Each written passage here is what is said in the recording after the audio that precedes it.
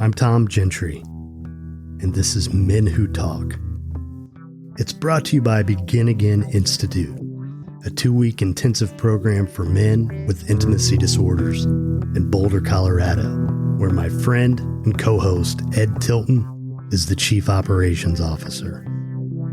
Ed and I wanted to have a series of conversations on some of the barriers we see that prevent men from living more authentic lives. We want to underscore the fact that healthy men do talk. We want to help men who often do struggle with intimacy be more true to themselves. And we want to help people who love men maybe understand them a little bit better. So please listen in, subscribe to the show, share this conversation with someone you love, and enjoy Men Who Talk. My name's Tom Gentry.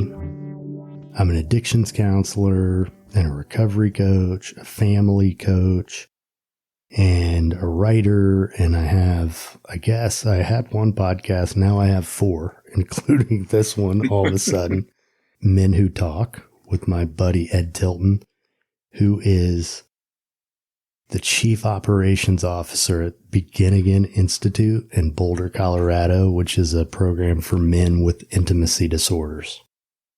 So Ed and I wanted to create this series of conversations on men and intimacy and the various aspects of it and the things that contribute to, I guess, at large, men's difficulty with intimacy and connection.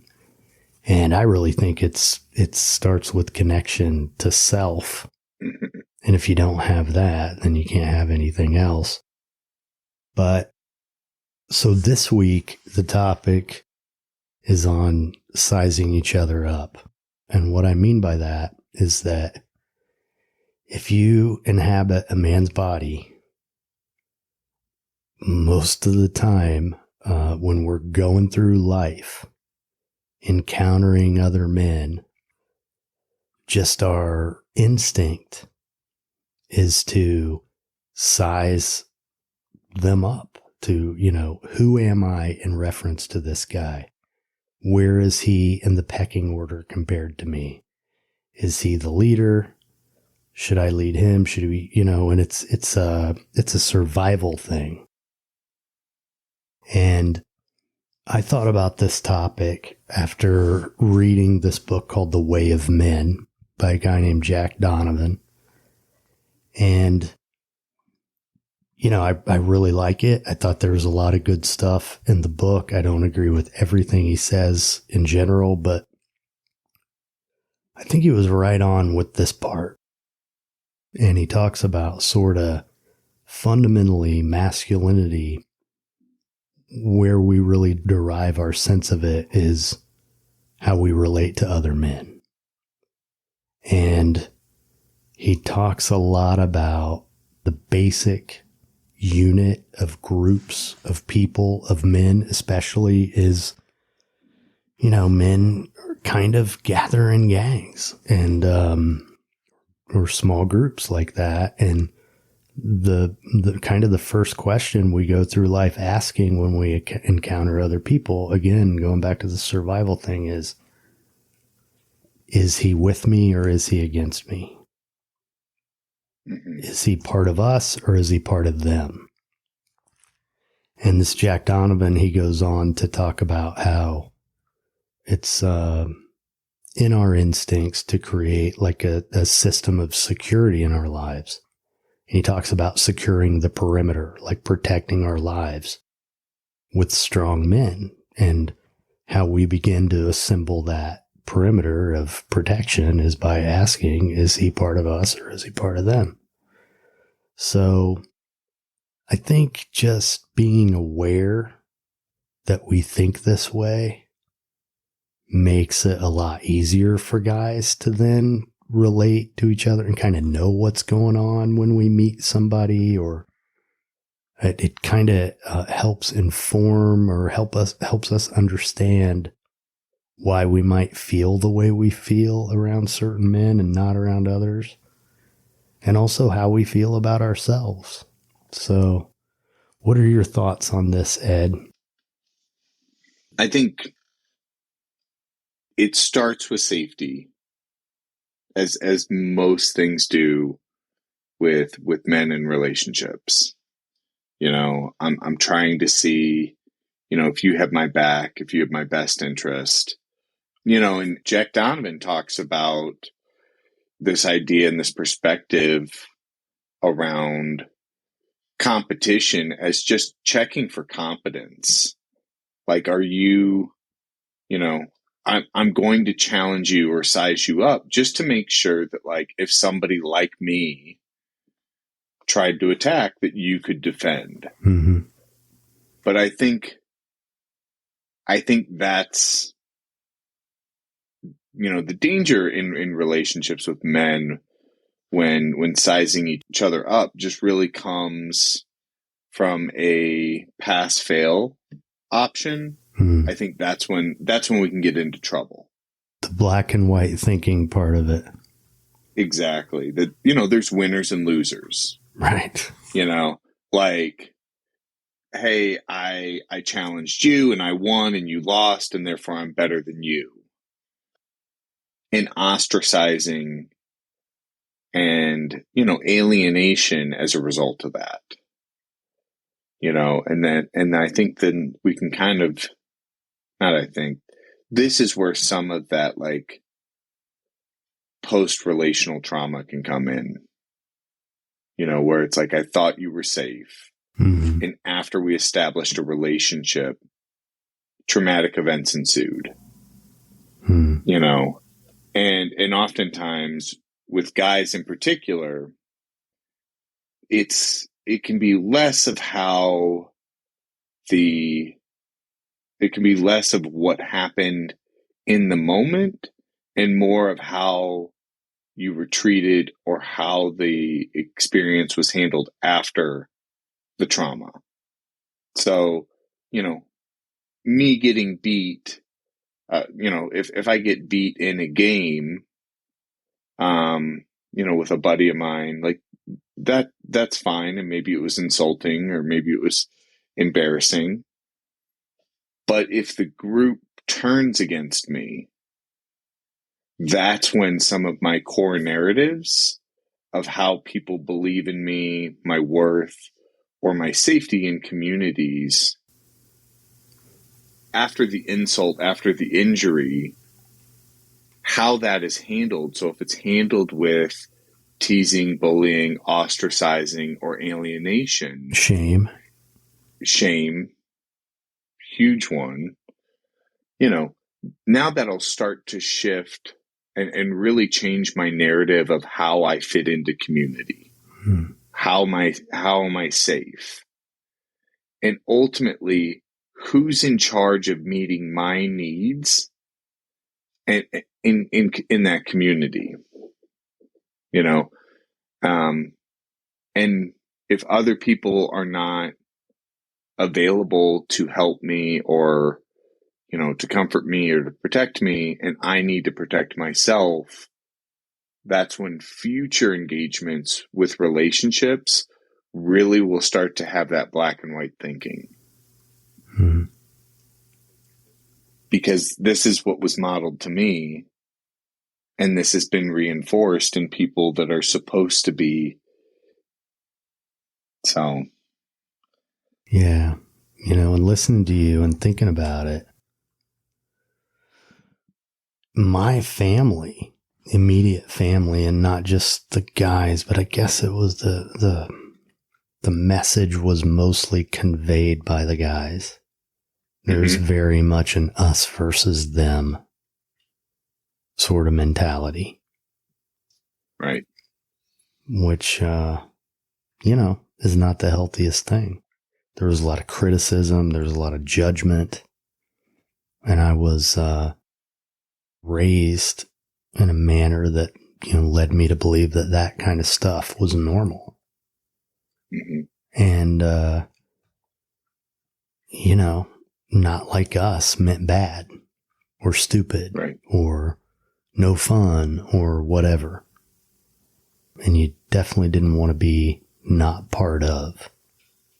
Yeah. Well, and I think so oftentimes like that, and I'm glad you bring up the, the primary relationships or, the immediate family piece and how that perspective can get, what we would say is like, or how I would say it is like how that perspective, it becomes molded into my identity, and so we often say the term molded because these are values, opinions, and narratives that are pressed into my identity. And so if you come from a disorganized family dynamic, addictive family system, or vacancies in the family system, oftentimes the narrative is that of we don't trust outsiders. We don't talk about what happens at home. We don't share about, the relationships, it's, I remember very much a narrative in my house of being, it's nobody's business about blank, and so it's nobody's business about, what your father's doing. It's nobody's business about, the things that we have in the home. And so that mold sets the family members up for an us versus them perspective, which creates problems for intimacy and intimate relationships that offer vulnerability and safety. But then I think when you also add in the perspective of competition and sizing up, it then adds like another layer of really kind of like setting the dynamics against authenticity in relationships. Yeah. And it one of the things that's interesting to me about this, having had, some life experience, is that it's so fundamental to us to size each other up and to, is he part of us? Is he part of them? And to want to have a sense of belonging with other men and to be us, Yet, for me, and I think it's probably true for a lot of guys, where I really was able to step into my own power was about being my own man. Yeah. And deciding for myself what my standards were and deciding for myself how I was going to lead my life and what it was going to be shaped like, what it was going to look like. That was all really empowering. And it's like, that is, that active sort of decisive thing is really important in terms of stepping into our masculinity and feeling like a man. Following doesn't really help that, I don't think. No. Now, being part of a team is different, but being a follower who's disempowered, that's emasculating.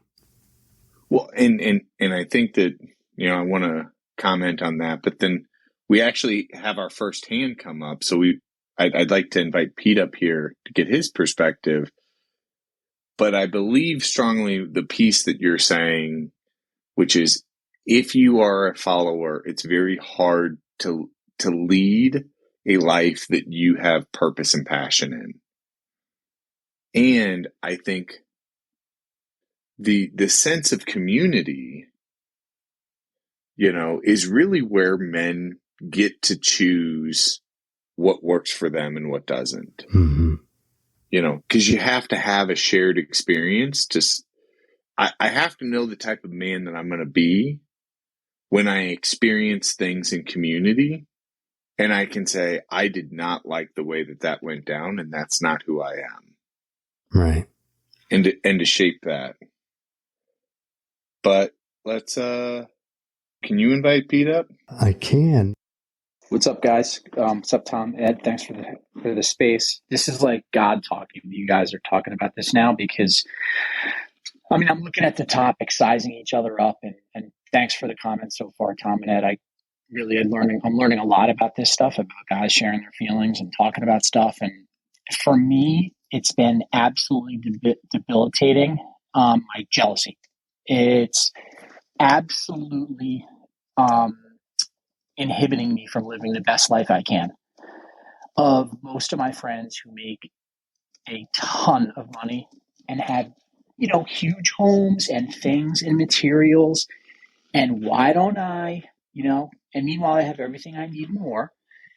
And it's causing my mood to bring down those around me, and that's not what I'm about. I'm better than that, particularly in my recovery. I feel like that's something I work on every day, is my jealousy and sort of consequently my resentment towards others, mostly men, guys I grew up with, guys I've met through work. Yeah, guys I've met through sobriety. Like 3 of my best friends from AA are just immensely successful in the financial industry, which I'm in too, and I'm nowhere near them. But why should that bother me so much? Like, why should I be comparing myself to them and sizing them up? And then, as a result of all of that, being less of a man than I should be, and walking around moody and a curmudgeon. And literally, I found myself last night. I mean, I found my higher power September 2nd, 2017, when I put down a drink and a drug. I was reaching out to my higher power last night in bed, trying to fall asleep, saying, let go of that. This stuff isn't important. And behind a lot of those doors of those fancy homes and vacation pictures and all that are real life troubles, just like we all have. So I want to be the best person I can be, and I have to work at this. But I got to say, guys, it's really hard for me. It is, it has me thinking of a drink, and that's the end for me. That is the end. And I don't want this thing to end, right? I want this life to ride on as far as it can, and I want peace and serenity. And it's helping talking about this stuff, but man, is the jealousy getting me, guys. So thanks for listening. Yeah, I know for me, until I felt good about myself, and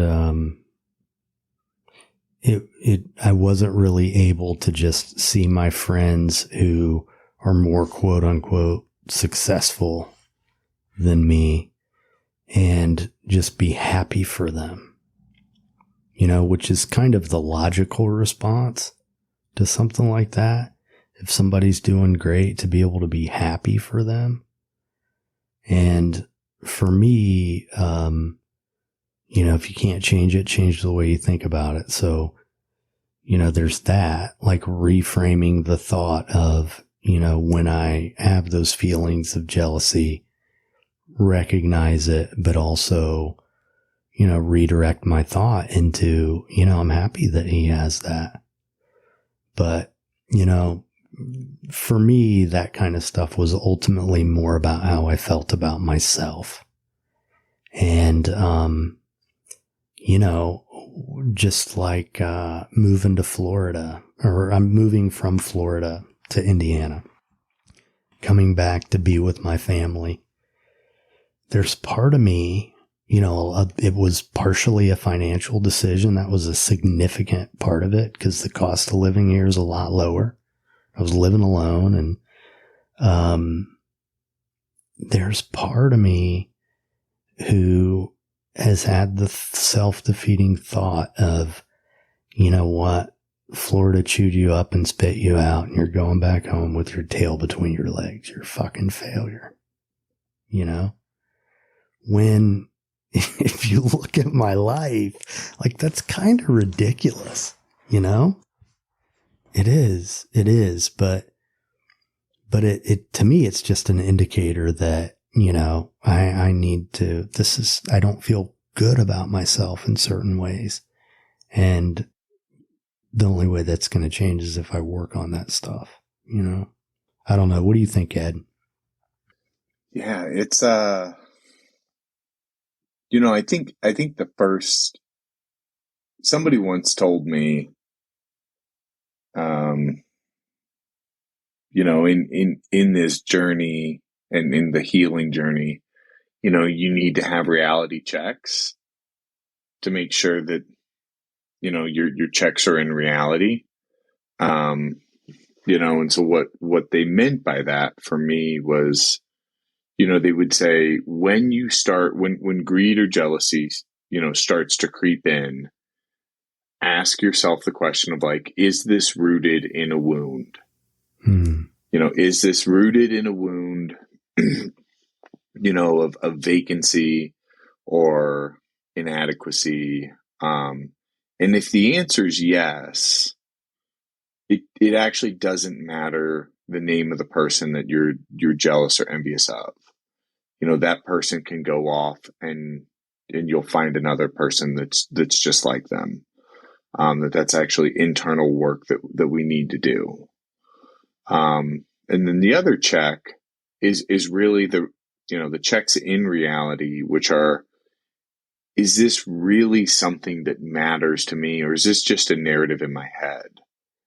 You know, because oftentimes like money can just be the modern day need to provide. You know, we've the good news is like we've evolved from like caveman times. So we're not like out there like swinging clubs against saber-toothed tigers, but we've equated it to like the commas in my paycheck equal how many saber-toothed tigers I've bludgeoned.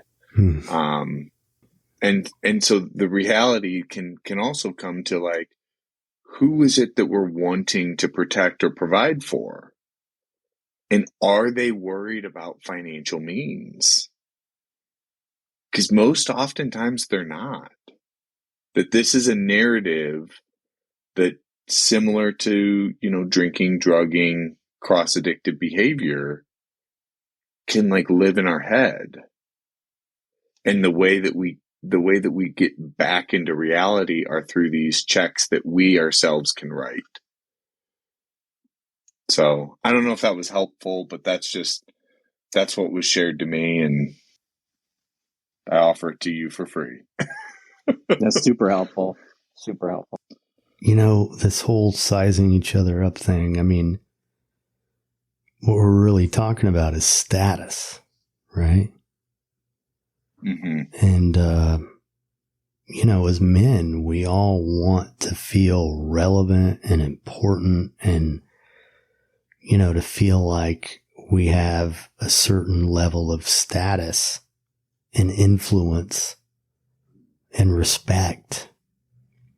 And sometimes, well, and a lot of times, like you said, the commas in the paycheck, yeah, are like, how we sort of handle all that in this day and age, you know, when really it's an oversimplification, you know, I mean, there are a lot of people who make a lot of money who, you know, aren't the greatest, you know, aren't good at anything, you know, I mean, you can make a lot of money and not be a good man or not necessarily be that good at something, you know?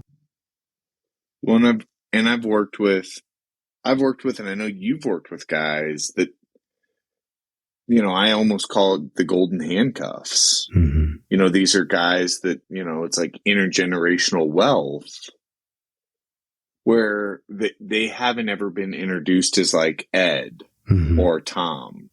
They're introduced as like, you know, this is like Jeffrey so-and-so's like grandson. Mm-hmm. And so it's like the piece that you had said, which I think is super pivotal, is like, who's the man that you're going to be, or who's the man that you choose to be, can be so overshadowed with the narrative that was already written by your grandfather. Mm-hmm. Yeah. And what I have observed, and, you know, one of the things I want to say to Pete is, a big trap that we fall into as guys is we have these feelings of jealousy or anger or whatever. And then on top of it, we feel bad about ourselves for feeling it, right? So like we pile on, and I just want to say, like, give yourself a break, dude. You know, it doesn't make you a bad person to have feelings like this or to have this stuff come up. It's, you know, we're all feeling something.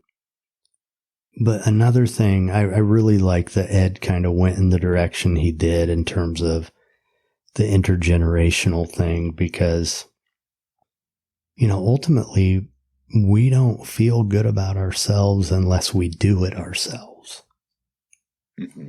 And so, you know, I could, and I know this from having worked with people from all different walks of life, that, you know, people always have issues with money. It can be not enough. It can be plenty of it, you know, but we all have to figure it out, you know, and I know, like, I had a client one time who came from a family that owned a small business for generations, and, you know, they all worked there. And I mean, we all know people like this. And part of the deal with this guy is he had to get a job, or he had to volunteer, and he was smart, and he was relatively good looking. You know, I mean, he was definitely capable and in his 40s. But every job he ever had, somebody gave to him. So he was scared to death to go fill out an application somewhere. He had that fear to walk through. And, you know, that's definitely not my experience. I mean, I was out hustling, finding ways to make money as soon as I was big enough to push a lawnmower, you know, I mean, mm-hmm. And that's, you know, my family instilled that in me. You know, we work. And, yeah, but we all have it somehow. We all got to figure it out for ourselves. And it's just a little different with everybody, I think. We got Jeffrey up. Hey, man. Yeah, great topic, great room. I'd like to talk a little bit about emasculation. That seemed to be a reoccurring theme in my life. I grew up a highly emotional kid with very low self-esteem and quick to lose my temper, always acting out. And my brother was not like that. My father was not like that. It was basically, you had to have that stiff upper lip mentality. And so my parents would, especially my mom, thought that had to do with sexuality with me. And that wasn't the case. I had a lot of mental problems, and it was just, them trying to toughen me up in some way, whether it was to get me involved in football and other sports and everything like that. But yeah, it's just I just lived a fear-based life, and it was just tough. I mean, I didn't know how to turn off my emotions, and yeah, I couldn't express my feelings to my guy friends because then the F word gets batted around, and then I would end up getting in fights to prove whatever masculinity they were looking for from me. But it was always a problem. I didn't know who to share it with, and what was going on inside my brain, I had to resort to professionals. I certainly couldn't express it to my parents because my mom sort of had her hand full with all three of us, and I was no picnic to deal with anyway. But yeah, it's just it's been a reoccurring theme in my life, and you know, it's just never got married, and that's looked upon as some type of expression of what people think I am. But I know what I am, and I knew that I wasn't gay from an early age. Actually, from my first boy-girl party. But it was just tough, because it robs you of your sense of self, what you know you are, and what other people perceive you to be, can have really drastic consequences on your mindset. And so I would always hide my what was going on in my head from friends. And so I kept everything bottled up. I would only express them when outbursts would come, and just a lack of having any sense of self and self-worth, and that was all tied into my whole thing. But thanks for letting me share. So, Jeffrey, I want to ask Ed to respond to you, but before that, you mentioned the word emasculation. And I want you to kind of tie that into what you're talking about. What about all this made you feel emasculated? It just it made me feel like I wasn't what was perceived as a man should be. And I was less of a man because of that. Because I couldn't control my emotions. I couldn't. I saw my dad cry twice in my life, and that was at his father's funeral, and that was a very quick cry, and he immediately regained his composure. And then at my mom's funeral 4 years ago, and he did the same thing. It's like I was like bawling like a baby, and it was just a sad case of affairs. And my maternal grandfather was the same way. He just never showed emotion, and always was a pillar of strength. I guess a lot of it has to do with trying to make me feel weak. I knew I was emotionally weak, but it just robbed me of any sense of strength as a man, as what a man is supposed to be. It's like you can't show your feelings, you can't show your emotions. It was always tied in with sexuality. Good, thank you. Ed, what do you think, man? Jeffrey, I think so. I'm going to give you a book recommendation. Okay. That really, it helped me a lot, but it's called "It Didn't Start With You," and it's by Mark, and the last name is Wollynn. But it helps explain how inherited family trauma shapes who we are or how we see ourselves. And a lot of times that this is something that can be passed down unknowingly through something called epigenetics. And so, like, when I hear guys like you share, a lot of times there's this attachment that like you somehow were like a needy kid, or that you had like you had like bigger emotions than other people. And oftentimes like that's not what's actually going on, that there's more at play.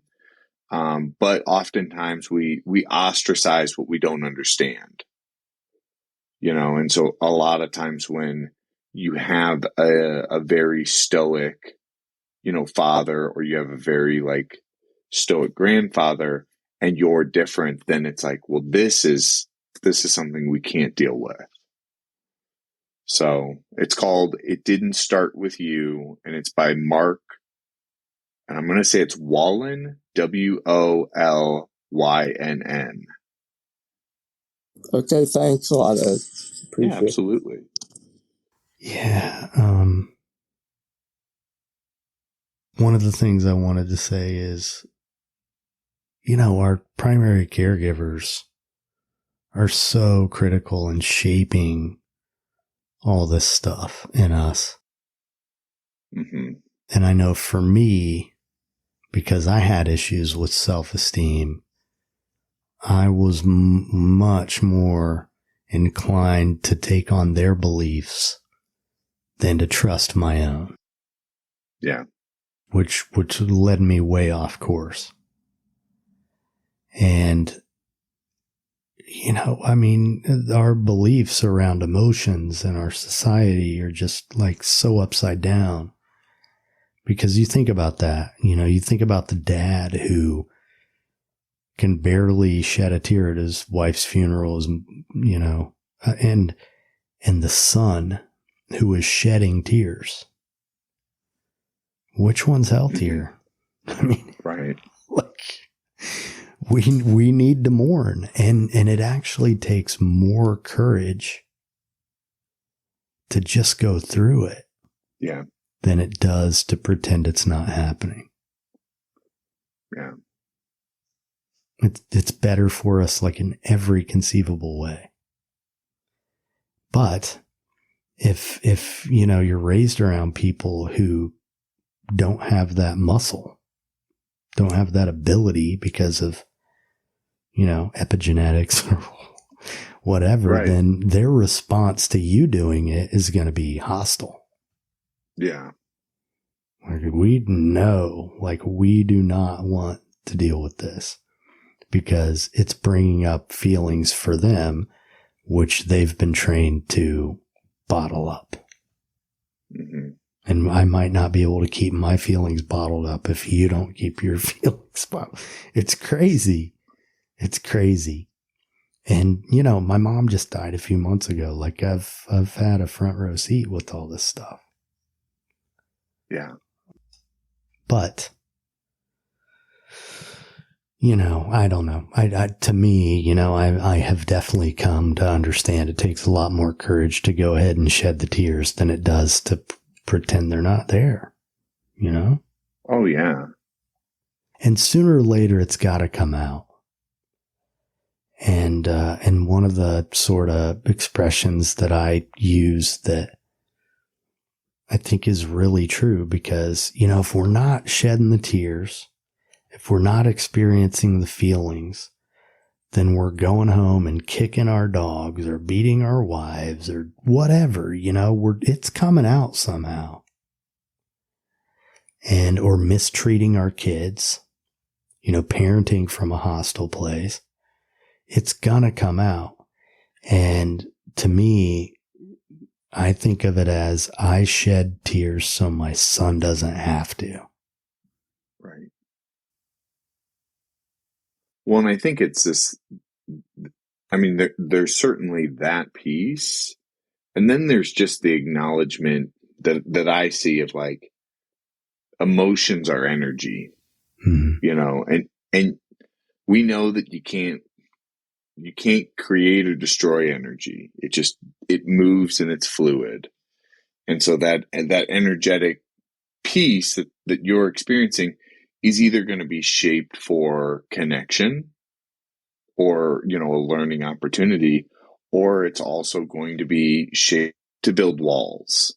So in the moments of grief, I'm either part of the connection process or I'm part of the disconnection, or transitioning to a disconnected state, and the beautiful thing is we can choose connection, but with that choice in connection, there will always be emotions that follow. We got one more part, and is it TS or T Money? Hey guys, TS, T Money, doesn't matter to me.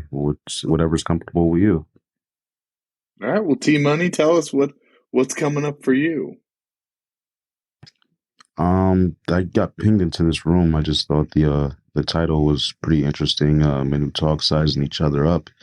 Um, I was in the room a couple minutes earlier, and I just thought you guys were saying some good things. Yeah. Thank you. The other piece that I'll plug, for those of you that like podcasts or maybe digest information in different ways, if around the epigenetics piece and around the inheritance of past emotional wounds or past traumas, Radiolab did a great episode recently. It's called Inheritance, and it came out April 1st.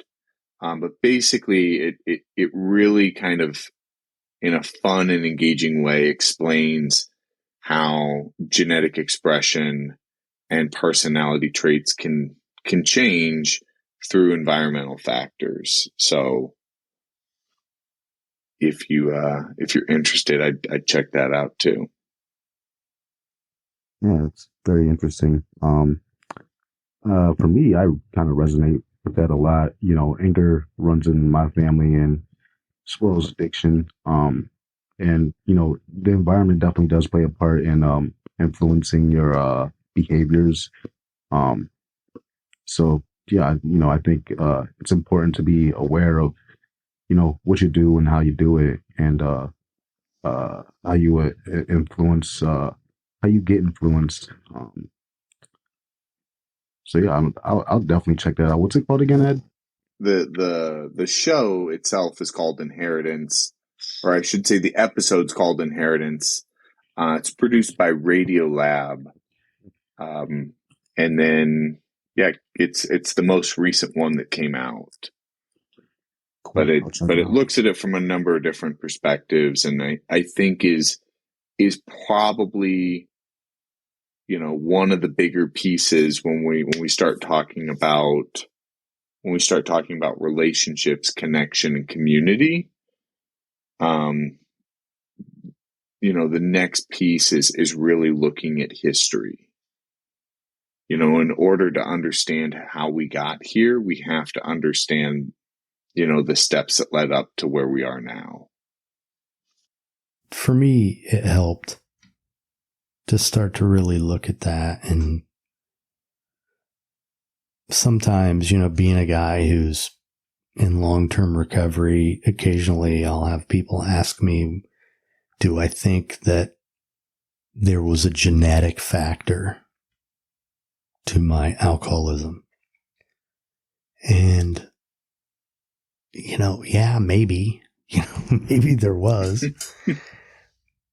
Also, everybody drank around me.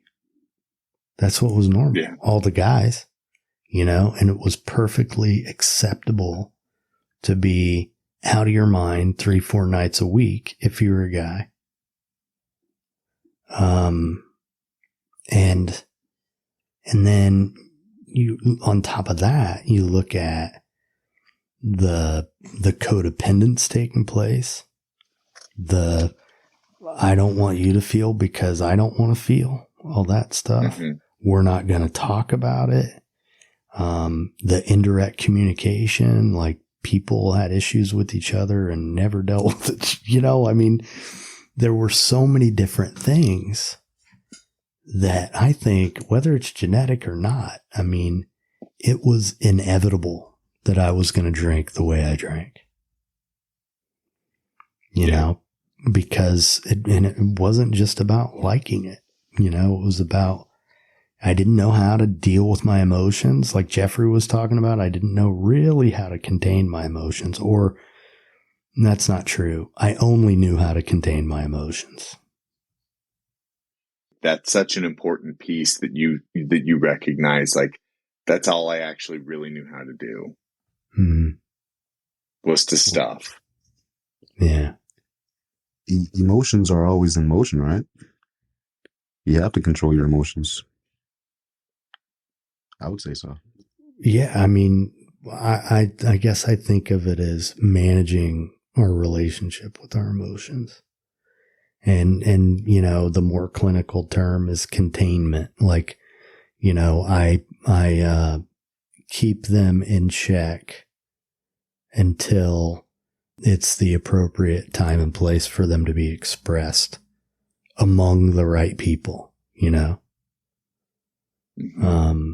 So yeah, I think they always need to come out, but how we do it, you know, so what ends up happening is people do contain it, and that's all they do, contain it. And then one day they explode. Right.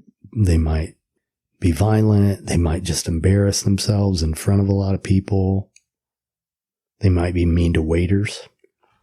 You know, I mean, like, you know, it's always going to come out somehow. And I think, a really, really important part of it all is just to recognize that we are all emotional beings, and there's no such thing as not being emotional. Mm-hmm. That's just not the way it is. Yeah, I've yet to find a person that truly means like, I want to be alone. Like, I just want to be in a cabin in the middle of nowhere, that does not, you know, that if given a healthy alternative, wouldn't choose connection. You know, typically those people are saying like, I would, if given the opportunity to live in this environment with these emotions and these consequences, I'd prefer to be alone. But all of that is rooted in past woundings. Mm-hmm. You know, and I mean, I think there's the old phrase of like, you know, we repeat what we don't repair. Mm-hmm. You know, and so we might say that we're done with the emotions, but sometimes the emotions aren't done with us. So Team Money, I'm going to give you credit 3 times, and then I'm going to steal it. But your quote around emotions are in motion, I think is important. Yeah, that's what Ed does when he takes something that somebody else said. He gives them credit 3 times. Then after that, it's fair game. He can take credit for it, right? Yeah, that's it. Where'd you get that rule? Oh, a buddy of mine said it, and I liked it so much I just stole it. So but you credited him 3 times. Yeah, so Team Money's going to be on this show in like 3 or 4 weeks, and he's going to hear me say, well, like I've always said, emotions are in motion. Right. Well, do you feel like we covered everything we needed to cover with this, Ed? I do. I think the key pieces to this, though, you know, is that it's okay to be on a team, and it's okay to ask people to leave your team. Competition is not inherently bad, but when competition moves into black and white thinking and moves to, you know, alienation and ostracizing, dehumanization, exactly, is when we really start to get into unhealthy relationships or unhealthy behaviors and unhealthy toxic masculinity. Well, and awareness of that this is going on for us is, to me, really, really important. The whole sizing each other up. Yeah. Wanting to measure up. Exactly. Next week's topic is going to be raising men. And this is one it's close to my heart, and I know it's close to Tom's heart, because we're both, you know, fathers to sons. Yeah, it is important. So it is. Yeah, it's raising the next generation. Yeah. All right, man.